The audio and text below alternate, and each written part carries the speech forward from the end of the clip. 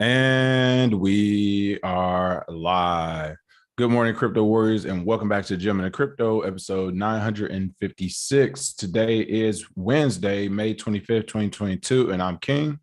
Bitcoin today, here to bridge the gap between cryptocurrency and the community, Monday through Friday at 10ish. Today's top stories: code is not lost. Seth Green, thief, stole Bored Apes, not the right, says experts.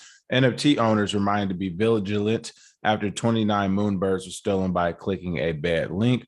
WeWork founder reinvents himself with $70 million crypto carbon credit platform, and exchanges show initial support to Terra revival by listing new Luna token. But first and foremost, what's going on with those prices? Yeah, so taking a look at our prices today, Bitcoin is at $29,712, up 2.5% today. Ethereum at $1,971, up 2% today. Binance Coin at $329 is up 3.8% today. XRP sitting at 40 cents is up 2.5% today. Cardano at 51 cents is up 3.4%. Solana at 48.39 is up almost 1%. And rounding out the top 10 is Dogecoin at 8 cents, up 2% today. And our biggest gainers are Diamond Love, up 661%, Walk to Earn, up 533%, and Joker Manor Metaverse, up 289%. So those are our prices for today. All right, really quick, some shout outs. What's going on? M. Peacock, Shout out Zulu, Satoshi Slim, Finn, Junior Malley, Jasper Flantes, even though that doesn't look like a real person. Goodness, what's going on? They got the bots are actually active day in the chat. I didn't know that was possible. Whenever I see I've started taking massive profits, I just know it's a bot. D. Lewis, Timothy Grigsby, 11 Super Mario.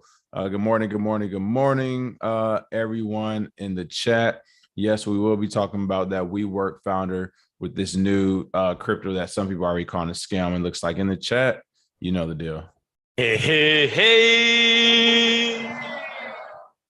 Let's get it going. Code is not lost. Seth Green, thief, stole Bored Apes, not the rights, say experts. What's going on here, and what does Seth Green say about the Bored Ape Yacht Club? Oh, man. So Seth Green, he was one of the Bored Ape Yacht holders who decided to use the IP.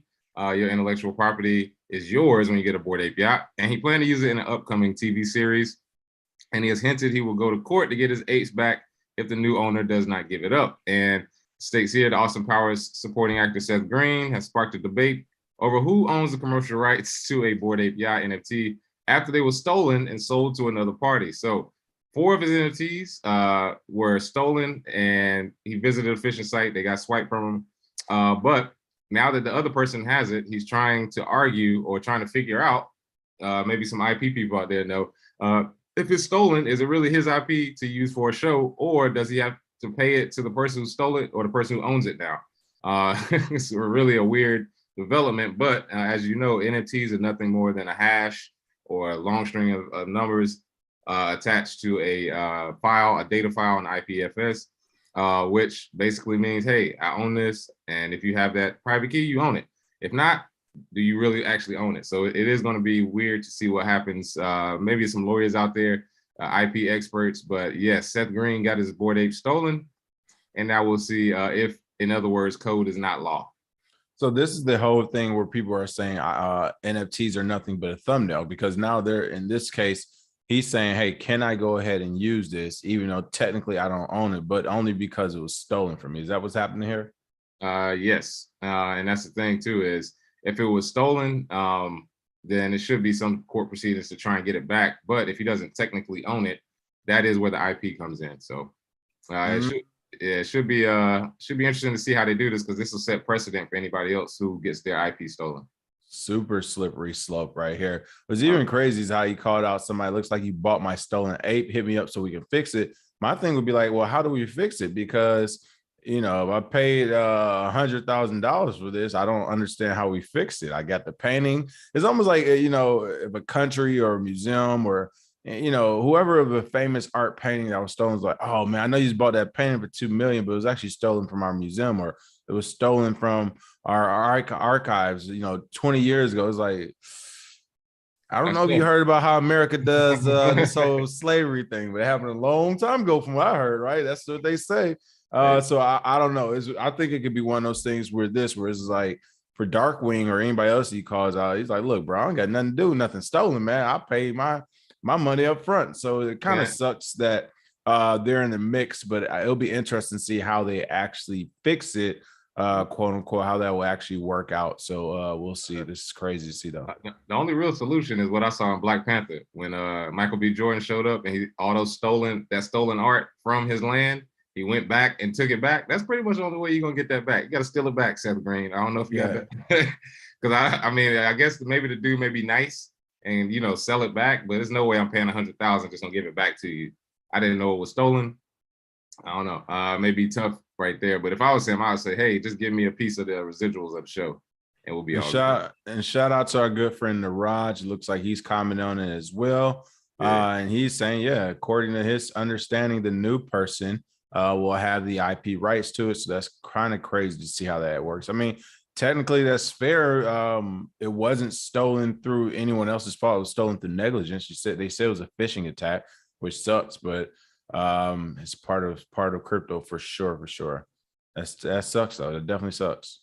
Yeah, it's one of those situations. That's gonna set a bad precedent if they just, oh, I owned it at first, but now you have it. Nah, that ain't gonna work. Right. That would definitely scare some people away from NFTs, but remains to be seen. All right. What else is going on in the NFT world? NFT owners reminded to be vigilant after 29 Moonbirds were stolen by clicking a bad link. That's right. A malicious link netted a scammer $1.5 million worth of Moonbird NFTs from a Proof Collective member. What's going on with these stolen NFTs from Moonbirds? Oh, man. So a Proof Collective member has fallen victim to a scam, losing 29 highly valuable Ethereum-based Moonbirds. They're worth about $1.5 million after clicking a malicious link shared by a scammer. Hey, man, if you all haven't learned anything, just stop clicking links that you don't know where it's going. I mean, good gracious. But it says here, Dollar, he's a Twitter personality, NFT holder, claimed that the so-called culprit already half doxed by crypto exchange, and they're currently working with the FBI. They say they were attempting to negotiate a deal just to get it back. But again, when you click on these links, these phishing links, they're meant to steal your NFTs and to try and take your value there. So we've seen this over and over. I just talked about people earlier this week, lost 438,000, or people lost 438,000 clicking on a link from people's account. So it's nasty out there, people. Be safe. Yeah, this is crazy. And again, I know Critically Crypto Bay J and Kaylee will probably jump into a deep dive when it comes to both these NFT stories, but this is crazy to see. First, of course, Bored Ape Yacht Clubs and now Moonbirds. But this is just crazy. It looks like that the so-called culprit is already have doxed by crypto exchange, and that Proof Collective and members are currently working on a full report to the FBI. So again, this is one of those things where it definitely sucks that it's happening. But if you involve the FBI and stuff, this is why they will be creating crypto task force. This is why new regulations will come out, because you're running back to the nanny state when things don't go your way in here. But yeah, I mean, it's kind of crazy to see. It looks like they actually tweeted to this person telling them they already have docs or whatever. But it's always funny when the crypto community is like, hey, you better do the right thing or you'll be in even worse trouble. And it's like, for one, they're already in trouble. And for two, like, criminals going to criminal, man. I highly doubt this criminal is like, oh, okay, here's a $2 million back and your NFTs. Let's go ahead and business as usual today. Like, I just don't see that happen. It's like when you yell at a referee for a bad call. They're, oh, my bad, man. Hey, overturn that last one, guys. Like, I made a mistake. Like, they're not going to do it. You know what I mean? The call is going to stand. It's going to be a bad call. So it's kind of weird seeing that as well. It's unfortunate that these scams keep happening though. So it is good that these people are being doxxed, but can they even really be doxxed in a space where they can just create another avatar and run the same scam in a different part of the ecosystem? I mean, who knows? I have a sneaking suspicion that there is a group of people that are going around doing this for all the NFT owners, because a lot of the NFT owners are very new to crypto, not tech savvy, and then most of the discords and groups, they're not protected with anything. They don't have any real security. So I feel like there's probably a group going around that's doing most of the stealing stuff. They're just, again, using PFPs and switching their profiles, and you don't know who these people are. So that's what comes with decentralization. Welcome to Web 3.0, baby, where you can get 1.5 million clicking on one link. Crazy there time. it is. Crazy times. All right, WeWork founders in the news. He reinvents himself with $70 million crypto carbon credit platform. Again, this is our beef with some of the newer people in crypto. They come to reinvent themselves. They come to mitigate risk. They come to flip that money and make more overnight. Co-working space founder and billionaire. I didn't even know he was a billionaire. Adam Newman is trying his hand in the crypto space, raising $70 million for his blockchain-powered climate tech platform, Flow Carbon. Who gave this human being $70 million after the WeWork fiasco? I mean, no comments. I almost said something crazy. No comments. It must be good. It must be good to just fail at something miserably and to wake up next day like, you know what? What we did wrong is not ask for enough capital up front. Let's double it. Let's not start off with 35 million. Let's start off with 70 million. That's right. 3 years after being ousted as CEO of WeWork, Adam Newman has jumped on the crypto bandwagon, raising $70 million in the first major funding round for his climate tech venture, Flow Carbon. Not only that, whenever we started talking climate and stuff in crypto, it's like, all right, where's the scam play at? The project aims to make carbon trading more accessible by putting carbon credits on the blockchain. I believe someone else, isn't Moss Carbon Credits also trying to do that as well. Newman is an Israeli-American businessman and investor, famous for his role in founding co-working space provider WeWork in 2010, a company once heralded as a future of workspaces. Of course, it came crashing down in 2019 when the company attempted to go public, and basically some Elon Musk type investors like, oh, whoa. You didn't tell me this. That's on page 92. What's this going on with your company? Which instead lifted the lid on WeWork's unprofitable business model and questionable leadership antics. The company went from being privately valued at $47 billion in August 2019 to talk of filing for bankruptcy just 6 weeks after, with Newman pressure to step down as CEO. So again, we get somebody who failed on a grand scale, who somehow was able to get a bunch of funds to come over to crypto and start this good idea fairy factory right back up. What's going on with Flow Carbon and Newman with this new project?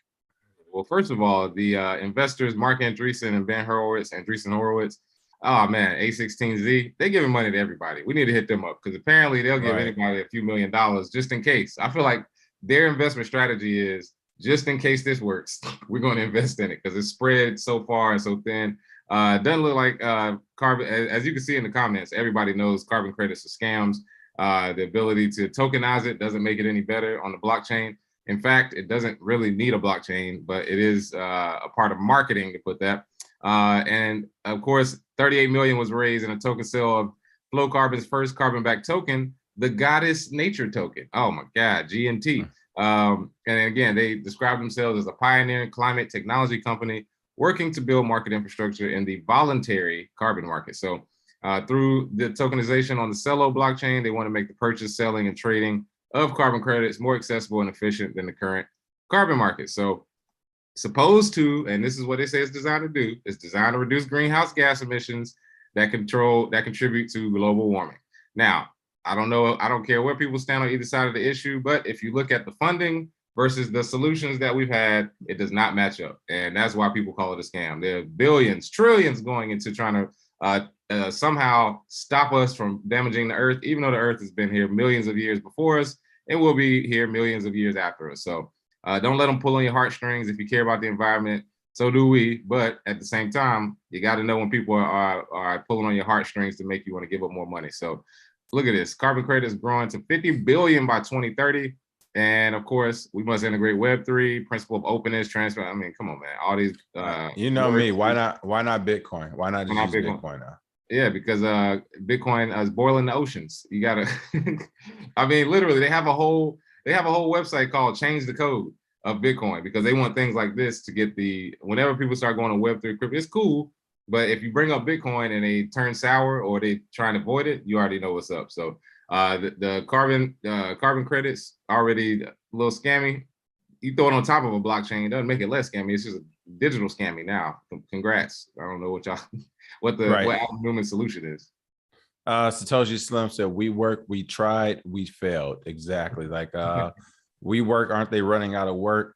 I mean, people, it's crazy where literally you can fail on mass proportions and come back around and tell an entirely new industry what they need to be doing. And that's what he's doing at this point. Todd said, at this point, I'm just waiting for these grifters to have a Juneteenth holiday event with proceeds going to the big U. Of course, we can't say the name these days, but yeah, you already know. Again, this is one of those things where even what they say, like this carbon credit, blockchain, and everything actually works for what they want to do. How will it be able to scale? You know, it's actually interesting. I would love to see people start to use this and have this thing have to scale and then say, well, oh my God, look how it's killing the environment. Right. Right. I mean, I'm assuming it's proof of stake out the bat, you know, just being just inquisitive. I'm assuming it's proof of stake. But yeah, you said what block? I don't even know the blockchain you named that it's supposed to be on. Like, this is the crazy stuff. Cello.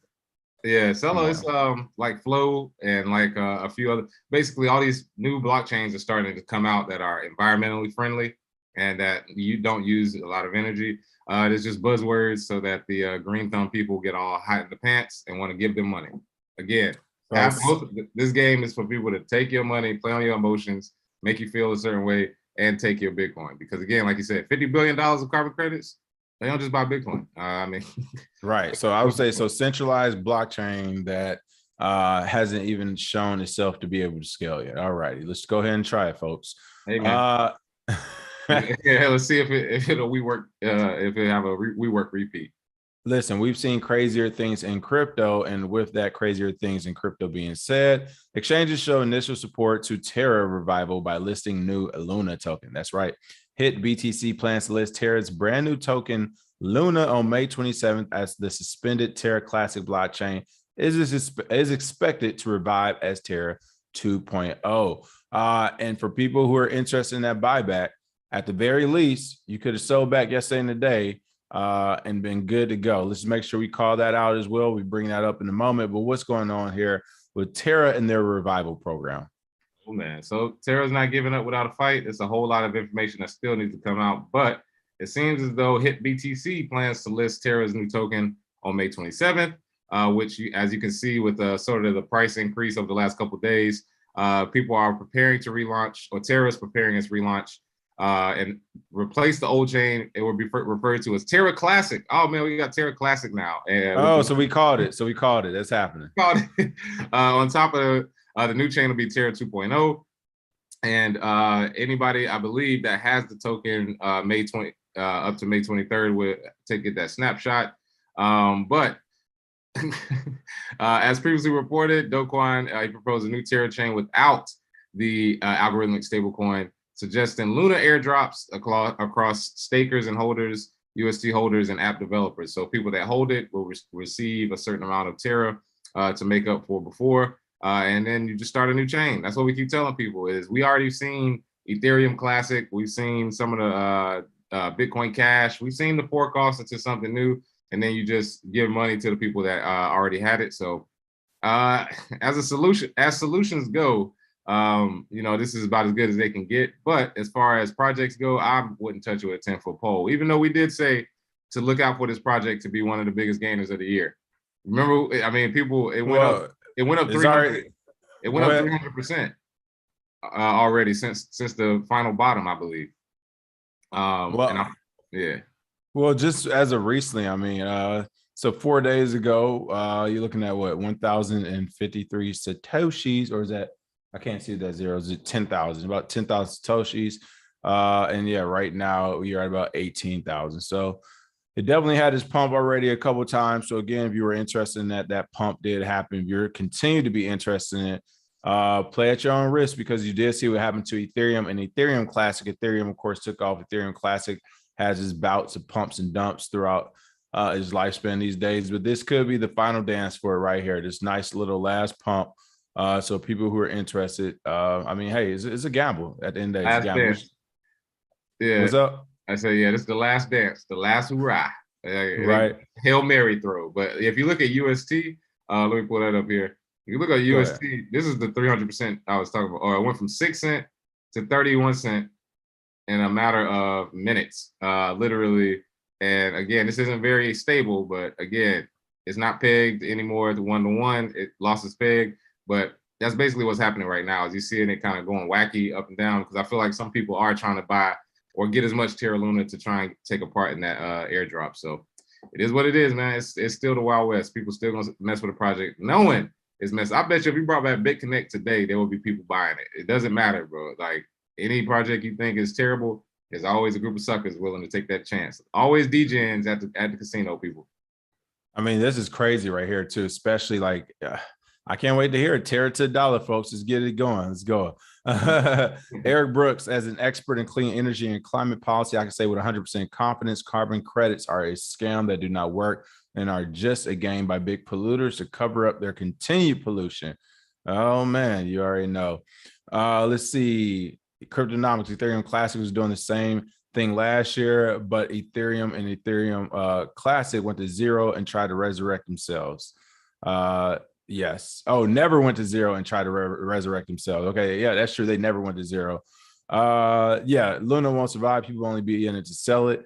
Yes, people just want to pump it at this point. I mean, that is as clear as day at this. There's no other reason to have it, especially now that they don't have the algo stable coin.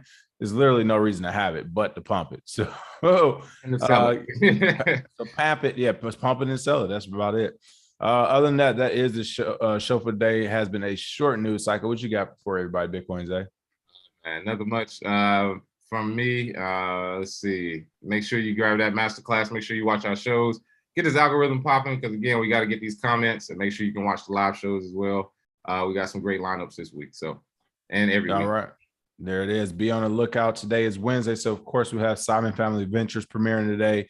Reggie Middleton, Marlon Malley, 2 Jump Out Girls, and more. So be on the lookout. Smash that like and share, and we will see you all tomorrow with some more Bitcoin and crypto news. Cheers.